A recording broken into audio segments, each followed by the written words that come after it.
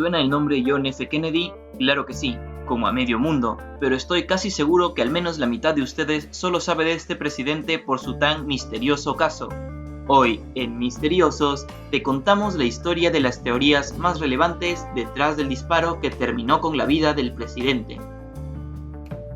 Joseph Fitzgerald Kennedy, o JFK para abreviar a partir de ahora, fue el presidente número 33 de los Estados Unidos, un graduado honorífico de la Universidad de Harvard con un título en Relaciones Internacionales, autor del bestseller Why England Slept, escrito para la sustentación de su tesis universitaria. Fue herido mortalmente tras recibir 2 disparos consecutivos durante una visita oficial a la ciudad de Dallas el 22 de noviembre de 1963, día en el que lamentablemente terminó su mandato presidencial y su vida. Pero, ¿qué pasó realmente aquel día? No está del todo claro el trasfondo. Sin embargo, los hechos fueron registrados en video por Abraham Zapruder, un fabricante ruso de ropa, quien casualmente se encontraba filmando el paso del presidente por la Plaza Dealey con su cámara Bell & Howell de 8 milímetros. En pantalla deberás estar viendo las imágenes captadas por Zapruder. Podemos observar cómo el descapotado en el que se transporta el presidente, tras doblar la esquina, se incorpora a una de las calles de la Plaza Dealey. El auto avanza algunos metros cuando se ejecuta el primer disparo, que hiere a JFK rozando el cuello del presidente e impactando en el tórax del pasajero sentado frente a él. El presidente intenta detener el sangrado rodeando su cuello con ambas manos. De repente, un segundo disparo se realiza e impacta mortalmente en la cabeza al presidente.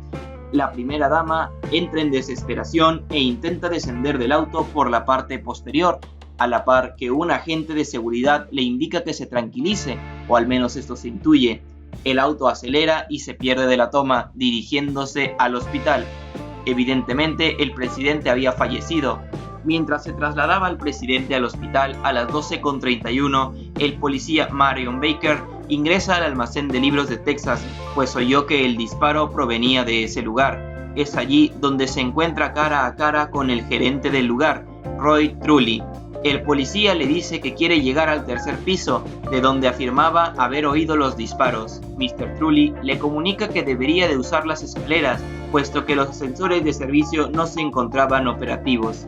Justo en ese instante, el oficial ve alejarse al posible asesino, Lee Harvey Oswald.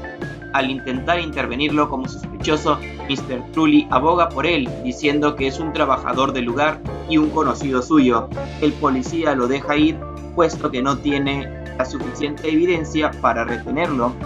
Horas más tarde, a las 13:15 promediando la tarde, el agente de la policía, J.D. Tippit, es asesinado. La policía detiene a Oswald, pues presume su culpa en la muerte del oficial Tippit.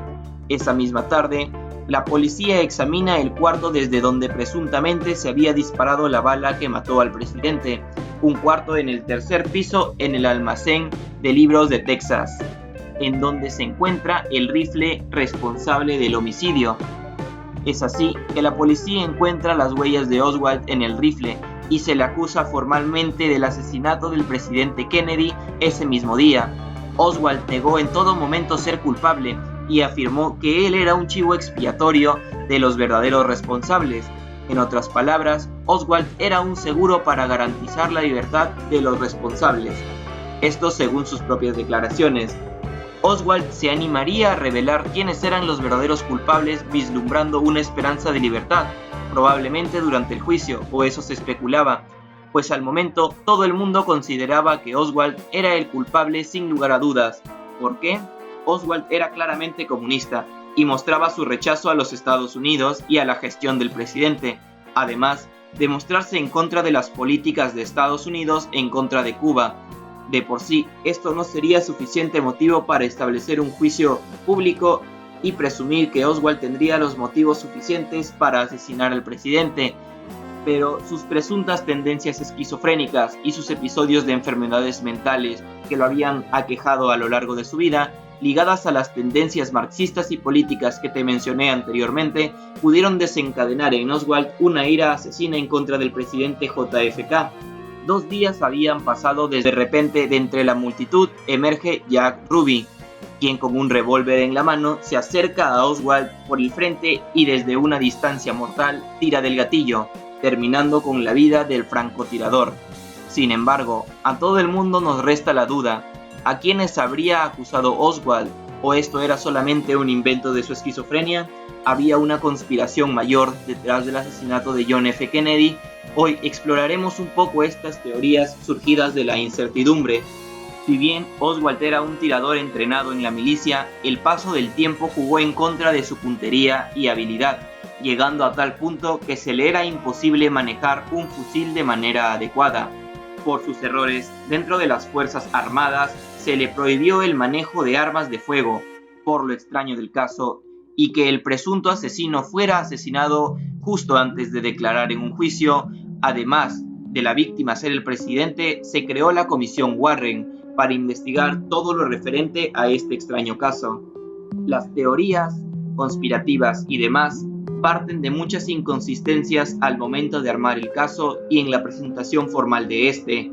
En primer lugar, se detalló que hubo 3 disparos por lo menos, sin embargo, solo 2 de ellos impactaron al presidente. Bueno, de hecho este factor fue fácilmente explicado por la Comisión Warren, pues se determinó que un semáforo cercano desvió la bala que terminó impactando al testigo James Tague. Por otro lado, un hecho difícil de explicar, ahora sí, es que tras analizar un audio del instante de los disparos, se logran percibir 2 ecos distintos consecutivos, lo que indicaba que se habían realizado 2 disparos consecutivos. Todos sabemos cómo funcionan los rifles de francotirador, ¿cierto? Bueno, yo no del todo, pero algo sencillo de entender es que estos no pueden disparar tan rápido 2 balas seguidas. Entonces, esto significaría que basados en la evidencia de audio, se efectuaron 2 disparos distintos, por lo que habían 2 francotiradores realmente, ¿cierto?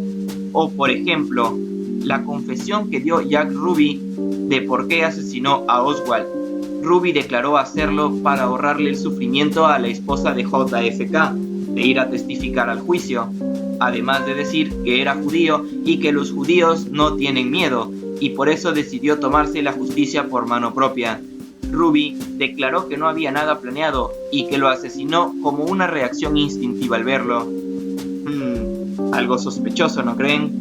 No tardó mucho en salir a la luz pública la siguiente información, que llevó a muchos a desarrollar la siguiente teoría. ¿Una conspiración cubana?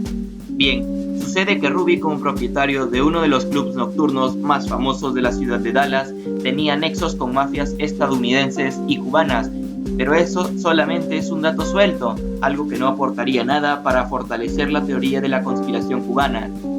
¿Cierto? Pues no es suficiente. Sin embargo, la invasión de Bahía de Cochinos sí que era un motivo suficiente para que las mafias cubanas hicieran muerto a JFK. O tal vez el presidente en ese entonces Fidel Castro. Y así podía ser factible una posible conspiración organizada por el mismo Fidel Castro, que Ruby trataría de encubrir sacrificando su propia libertad. Pero toda esta teoría y las que siguen, como una que señala a la CIA como la responsable, la exploraremos en la parte 2 de este video. Aviso importante: para realizar la siguiente parte de este mini documental, estableceremos una meta de nuevos suscriptores. Para eso te pedimos que compartas este video con tus amigos y los invites a suscribirse al canal. Una vez alcancemos los 500 suscriptores, subiremos el video el sábado correspondiente. Recuerda que el contenido de calidad que ofrecemos demanda mucho esfuerzo y lo realizamos con mucho ánimo y cariño para que todos ustedes lo disfruten. Nos ayudarías mucho con tu like y una nueva sub. Muchas gracias por vernos y hasta el próximo sábado.